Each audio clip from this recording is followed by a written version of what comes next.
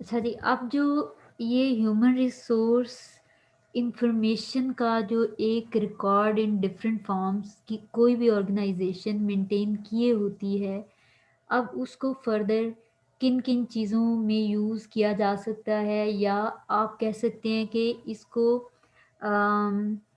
Human resource का record maintain रखने का एक और मेथड भी जो है, ये 2 इसमें एस्पेक्ट आ जाते हैं कि एक तो ये रिकॉर्ड इटसेल्फ होता है, प्लस ये कि इसी के अंदर प्लानिंग भी इन्वॉल्व्ड होती है। इसको कहते हैं सक्सेशन प्लानिंग और रिप्लेसमेंट चार्ट। मतलब ये हुआ कि ये कोई ऐसा चार्ट है जिसके अंदर आप रिप्लेसमेंट की बातचीत कर रहे हैं, तो obviously when we are discussing human resource planning, तो इट मीन्स कि it can be a sort of chart जिसके अंदर कौन किसको रिप्लेस करेगा, ये कुछ ऐसा लग रहा है इसकी वर्डिंग से। ठीक है। और सक्सेशन प्लानिंग में अगेन क्या है कि ऑर्गेनाइजेशन सक्सेस के लिए या सक्सीड करने के लिए प्लान कर रही है। तो इसके जो हैं ये भी हो सकता है कि in case of any designation जो कि वेकेंट होती है, कोई employee due to any reason death हो जाती है, कोई रिज़ाइन कर देता है, किसी की ट्रांसफ़र होती है, किसी की प्रमोशन होती है, तो ऑर्गेनाइज़ेशन के अंदर उस इंडिविजुअल की वो जो जॉब डेज़िग्नेशन होगी, वो जो जॉब टाइटल होगा, वो जो जॉब पोज़ीशन होगी, वो वेकेंट हो जाएगी।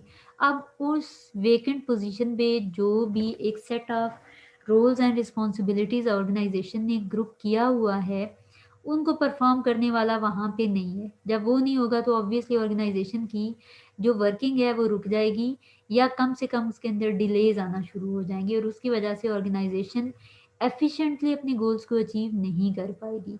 इस मेथड के लिए what organisation can do is कि वो एक सेपरेट मैनेजमेंट इन्वेंटरी रिपोर्ट बनाती है।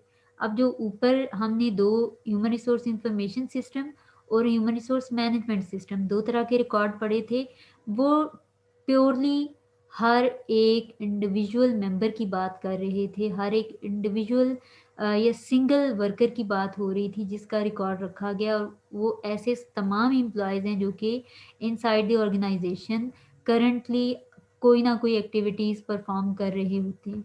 तो सक्सेशन प्लानिंग या रिप्लेसमेंट चार्ट जो है ये भी इन्वेंटरी रिकॉर्ड ही है, लेकिन ये प्योरली मैनेजमेंट का रिकॉर्ड होता है।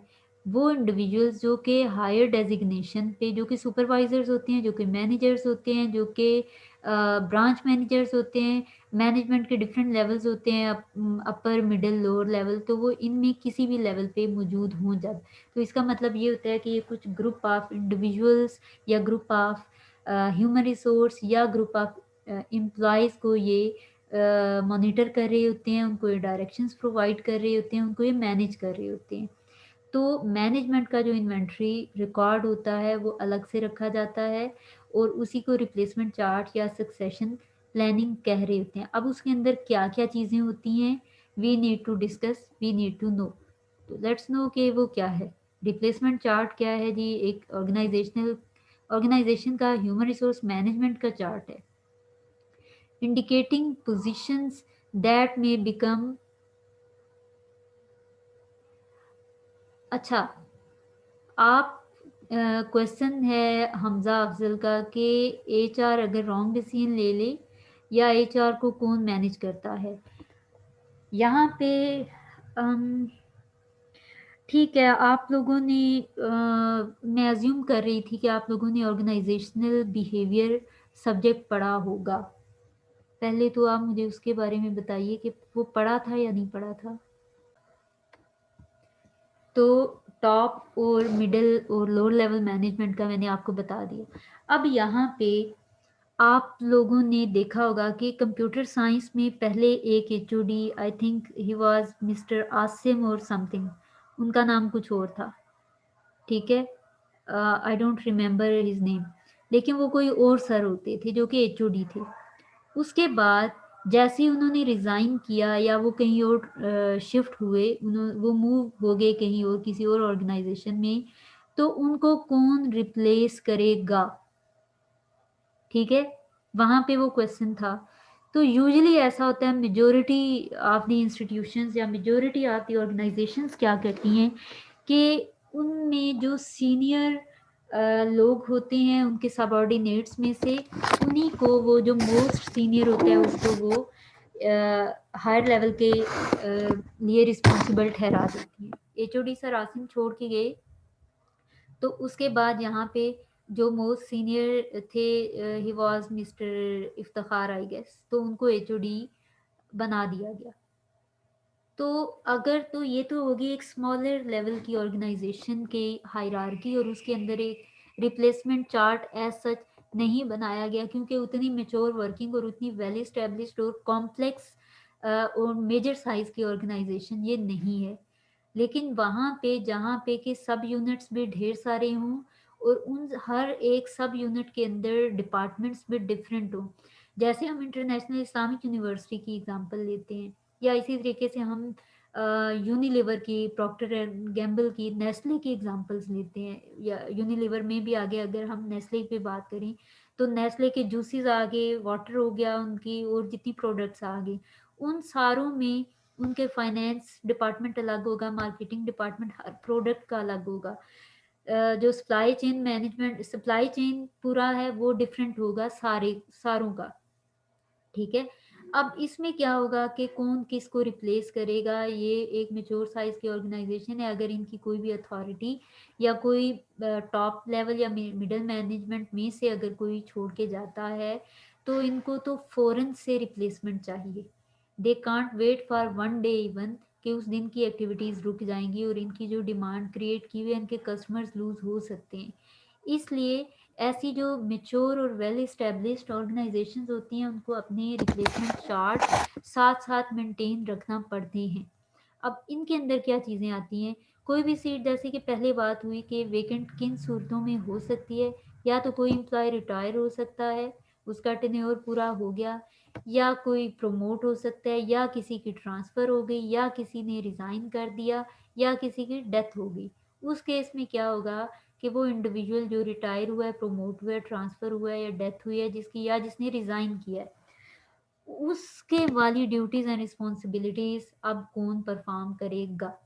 तो organisation don't want to wait for new hiring procedure, तो वो क्या करती है, अपना एक रिप्लेसमेंट चार्ट मेंटेन रखती है।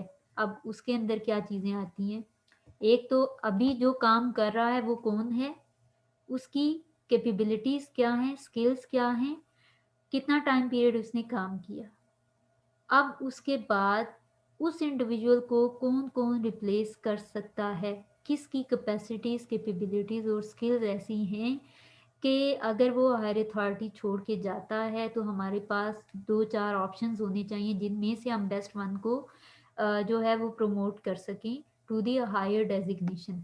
तो फिर उसका भी लिखना है कि वो कौन होगा मिस्टर एबीसी, क्वालिफिकेशन, उनकी जो स्किल्स और कैपेसिटीज़ और एबिलिटीज़ हैं वो क्या होंगी, वो लिखी जाएंगी, और कितने टाइम का एक्सपीरियंस उनका इनसाइड द ऑर्गेनाइजेशन है वो लिखा जाएगा। अब यहाँ पे ये मैं आपको एक एग्जांपल शो करती हूँ, ये एग्जिबिट 5-2। अब ये क्या कह रहा है, यहाँ से आपको इजीली अंडरस्टैंडिंग होगी कि हम रिप्लेसमेंट चार्ट क्या बनाते हैं और क्या हम बातें कर रहे हैं। कि ये मिस्टर जो भी हैं, कैरोलाइन रॉबर्ट्स हैं, ठीक है, इनकी करंट पोजीशन क्या है, प्रेसिडेंट। इसका मतलब ये है कि we are going to plan for, या we are going to create a replacement chart of president of the organization, क्योंकि कैरोलाइन रॉबर्ट्स जो हैं इनकी डेजिग्नेशन उस कंपनी में प्रेसिडेंट की है। एज क्या है, 64। तो हम हमारे यहाँ जैसे 65, हमारे यहाँ तो खैर 60 होता है, लेकिन चलो 65 अगर रिटायरमेंट की एज है, 65 से जो ओवर एज हैं ड्यू टू डिस्क्रिमिनेशन, हम उनको सर्विसेज कंटिन्यू रखने के लिए नहीं एलिजिबल समझते हैं, क्योंकि हमें लगता है कि उनकी मेंटल और physical capacities will not be enough further for the organisational activities. तो फिर वो भी लिखा कि एज 64 है, तो चांसेस हैं कि at the age of 65 mister Roberts जो हैं वो जो मिस्टर प्रेसिडेंट हैं ये रिटायर हो जाएंगे, तो obviously we have to plan for कि नेक्स्ट प्रेसिडेंट कौन होगा, एक्सपेक्टेड रिप्लेसमेंट नीडेड कब चाहिए होगी, 1 साल तक, क्योंकि 1 साल तक अंदाज़ा है हमारा कि मिस्टर रिटायर हो जाएंगे। इनकी एजुकेशन क्या है, मास्टर्स इन टैक्सेशन है, डिपेंड्स कि कौन सी वैकेंसी, कौन सी जॉब डेजिग्नेशन के लिए आप सक्सेशन प्लानिंग या रिप्लेसमेंट चार्ट बना रहे हैं। तो यूजली जो टॉप पोजीशंस हैं उन सभी के लिए डिज़ाइन किया जा रहा होता है। तो यहाँ पे मिस्टर रॉबर्ट जो है इनकी टैक्सेशन में मास्टर डिग्री है, एक्सपीरियंस 27 ईयर्स है इनका फाइनेंशियल ऑपरेशंस में। अब यहाँ पे हम पॉसिबल रिप्लेसमेंट देखेंगे कि मिस्टर रॉबर्ट्स या मिस्टर प्रेसिडेंट जब हमारे रिटायर्ड होंगे आफ्टर 1 ईयर, तो किसके अंदर ऐसी कैपेसिटीज हैं कि वो उनको रिप्लेस कर सके। तो मिस्टर बेथ हार्पर हैं पॉसिबल रिप्लेसमेंट, हमारे पास 3 आई हैं जब हमने एनालाइज किया कि हमारे पास कौन से ऐसे लोग हैं जो कि जिनकी पॉसिबिलिटी है कि वो मिस्टर प्रेसिडेंट को रिप्लेस कर सकते हैं जब वो रिटायर होंगे उनकी पोजीशन पे। हम इनमें से इन 3 लोगों में से किसी एक को प्रमोट कर सकते हैं। मिस्टर बेथ हैं ये पोटेंशियल रिप्लेसमेंट के जो पॉसिबल रिप्लेसमेंट जो कि इन मिस्टर प्रेसिडेंट को रिप्लेस करने की सलाहियत रखते हैं। एक मिस्टर बेथ हैं, एक मिस्टर कार्लोस हार्नांडेज हैं और एक जो है वो गस ब्रैम हैं। ठीक है, अब इसमें क्या है कि मिस्टर बेथ जो है इनका पोटेंशियल क्या है, मीडियम। इसी तरीके से जो मिस्टर हार्नांडेज हैं इनका भी मीडियम है और मिस्टर ब्रेम जो है इनका हाई है। तो ये पोटेंशियल कैसे पता चलता है, जो हमारे पास एक हमने रिकॉर्ड किया हुआ होगा कि स्किल्स कौन सी है इंडिविजुअल एम्प्लॉयज़ की, कितना उनका वर्किंग ईयर है, उनकी जो परफॉर्मेंस का फीडबैक या परफॉर्मेंस रिकॉर्ड है वो कैसा है, उसकी बेस पे हम देखते हैं कि उनके अंदर पोटेंशियल कितना है। तो हमने फिर रैंकिंग की होती है कि चलो 10 में से या टोटल जो है इनके वो डिफरेंट परफॉर्मेंस के भी स्किल्स के भी मार्क्स मिला के 10 में से एक के 8 बन रहे हैं, एक के 7 बन रहे हैं, एक के 6 बन रहे हैं। तो 8 मार्क्स वाला जो है उसका पोटेंशियल हाई होगा, जो 6 और 7 वाले हैं उनका मीडियम कर लेते हैं। अब ये रेडी कब होंगे टू बी अब प्रेसिडेंट, जो मिस्टर हार्पर हैं वो 8 मंथ्स में हो जाएंगे, मिस्टर हर्नांडेज जो हैं वो 2.5 ईयर्स लेंगे और मिस्टर ब्रेम जो है 14 मंथ्स लेंगे। हमें चाहिए रिप्लेसमेंट विद इन 1 ईयर। तो इसका मतलब ये है कि इन तीनों में से हमारे पास जो सूटेबल ऑप्शन है वो रेडी हो जाएगा विद इन 8 मंथ्स। तो मिस्टर बेथ हार्पर जो है वो हमारे मोस्ट सूटेबल रिप्लेसमेंट होंगे for Robert, for existing president. और अगर किसी वजह से वो नहीं रहते हैं ऑर्गेनाइजेशन में, छोड़ के चले जाते हैं, या खुदा ना खास्ता वो किसी भी तरह से एलिजिबल नहीं रहते हैं, तो फिर नेक्स्ट हमारे पास ये 14 मंथ्स में आएगा। अब यहाँ पे मसला एक आ सकता है कि 14 मंथ्स में अगर ये रेडी होंगे और ये हमें 1 ईयर में चाहिए, अगर तो कोई हार्ड एंड फास्ट रूल हो कि नहीं 14 मंथ्स के बाद he will be in a position to be promoted as president, फिर तो दरमियान वाला जो टाइम पीरियड है उसमें हमें किसी एक्सटर्नल इंडिविजुअल की सर्विसेज लेना पड़ेंगी, उसको हायर करना पड़ेगा। लेकिन अगर कोई ऐसा हार्ड एंड फास्ट रूल ना हो, ऑर्गेनाइजेशन को जो इंडिविजुअल समझता है, ऑर्गेनाइजेशन यूजली अपने इंटरनल एम्प्लॉयज़ को, जो एग्जिस्टिंग एम्प्लॉयज़ हैं उनको प्रेफर करती हैं, क्योंकि उनको पता होता है हमारी ऑर्गेनाइजेशन किस तरीके से काम करती है, क्या सारा उसका प्रोसीजर है। तो फिर ऑर्गेनाइजेशन मिस्टर ब्रेम जो है इनको एलिजिबल ठहराएगी for the post of president. अब इनमें से मिस्टर हार्पर, मिस्टर हार्नेंडेज और मिस्टर ब्रेम, ये जो 3 लोग हैं, ठीक है, इनमें से जब एक प्रमोट होगा, जैसे हमने यहाँ पे देखा कि मिस्टर हार्पर जो हैं ये प्रमोट होंगे, तो ये जब प्रमोट होंगे तो इनकी जो वाइस प्रेसिडेंट वाली पोस्ट है वो तो खाली हो जाएगी। तो इसका क्या मतलब हुआ कि इनका भी हमने रिप्लेसमेंट तैयार रखना है। और उनके लिए इसी तरीके से हम करंट पोजीशन क्या है मिस्टर हार्पर की, ठीक है जी, ही इज़ वीपी मार्केटिंग। उसके बाद एक्सपेक्टेड रिप्लेसमेंट इनकी भी 1 ईयर, क्योंकि 1 ईयर में एक्सपेक्टेड है ये यहाँ पे प्रेसिडेंट हो जाएंगे। तो फिर we need a vice president on the place of mister Harper. तो इनका एक्सपीरियंस क्या है, 17 ईयर्स है इन मार्केटिंग मैनेजमेंट। तो इनकी पॉसिबल रिप्लेसमेंट उसी तरीके से चार्ट बनेगा, मिस्टर रिक हो गए और मिस्टर चारिसी हो गए, ठीक है। उनका पोटेंशियल भी हमने based on performance and skills देख लिया, एक का लो है एक का मीडियम है। तो लो के लिए 2.5 साल लग रहे हैं, तो मीडियम के लिए 3 साल लग रहे हैं। तो अगर तो कोई एक्सटर्नल इंडिविजुअल ऑर्गेनाइज़ेशन हायर नहीं कर सकती है, तो फिर वो इन्हीं में से किसी एक को जो भी अवेलेबल होगा जिसका टाइम टेन्योर है, 2.5 साल में रेडी होगा सपोज़, तो इसी को वो एज़ वाइस प्रेज़िडेंट प्रमोट कर देंगे।